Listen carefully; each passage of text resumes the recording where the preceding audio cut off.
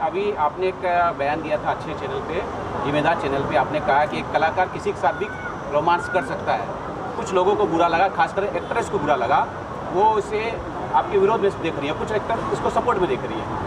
आप अभी भी इस बयान पे कायम है कि एक एक्टर किसी के साथ भी रोमांस कर सकता है? देखिए, मेरे कहने का मतलब कि अगर आप इंटरव्यू को सुनेंगे तो जो भी जिन्होंने भी रिएक्ट किया है, मुझे पता नहीं किसने किया है, क्योंकि उतना वक्त नहीं है कि मैं किसी का इंटरव्यू देख पाता हूँ। तो मुझे लगता है कि अगर वो इंटरव्यू मेरा सुनी होंगी तो शायद उनको समझ में आता, और विदाउट सुने अगर उन्होंने प्रतिक्रिया दिया है तो उनकी सोच है। बट मेरा कहने का मतलब है कि एक एक्टर अगर है तो उसके रिएक्शन पे ही चीज़ें होती है।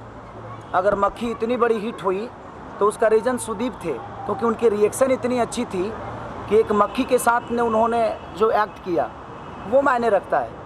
तो मैंने वही बातें कही कि मेरा अगर डायरेक्टर अगर बकरी को भी लाकर मेरे सामने खड़ा कर दे, तो अगर मेरे कॉन्सेप्ट में बकरी हीरोइन है तो मैं उसके साथ भी रोमांस करूँगा, क्योंकि वो मेरा काम है और मैं अपना कर्तव्य हमेशा करूँगा, चाहे वो जिस विधि में हो। तो मेरे कहने का मतलब कि हमेशा हम कोट पैंट थोड़ी पहनते हैं, कभी कभी अपने घर में तावल में भी रहते हैं। तो जब हम इंसान के रूप में हर भाव में, हमेशा मुझे पनीर तो मिलता नहीं है, कभी लिट्टी चोखा भी खाता हूँ।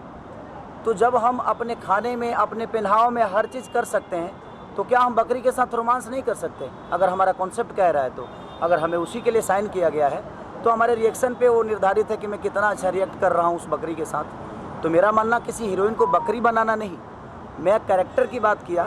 अगर हो सकता है उन्होंने अपने आप पे ले लिया होगा तो मैं उसकी जिम्मेदार कैसे हो सकता